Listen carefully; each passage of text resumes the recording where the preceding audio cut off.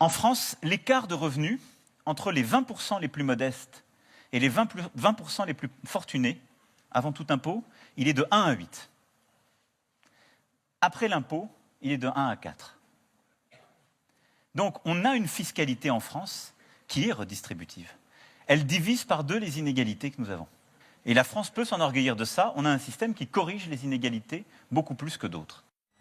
Alors là, on a du Macron pur sucre. Il explique, il raisonne, mais est-ce qu'on est au niveau de la rationalité aujourd'hui?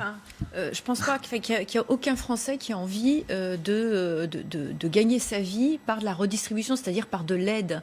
Le problème, c'est qu'Emmanuel Macron n'a pas compris ça. C'est qu'on a aussi une forte demande de reconnaissance et de respect. Et pour se sentir respectable et respecté, on a aussi besoin de gagner sa vie dignement. De vivre de son travail. Et de vivre de son travail. Le problème, c'est qu'on ne peut plus vivre de son travail et on est obligé d'y ajouter un tas d'aides. Et c'est ça la vraie difficulté et qu'Emmanuel Macron n'a pas compris, c'est qu'il va falloir changer aussi ce modèle-là.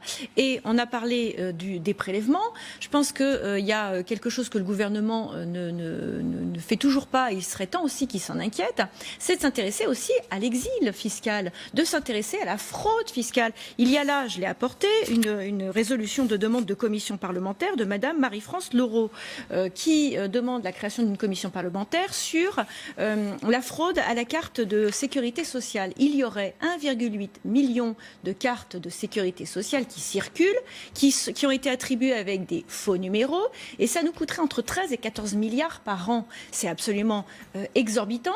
C'est un dossier qui a été sorti déjà en 2011 et qu'aucun gouvernement n'a voulu traiter.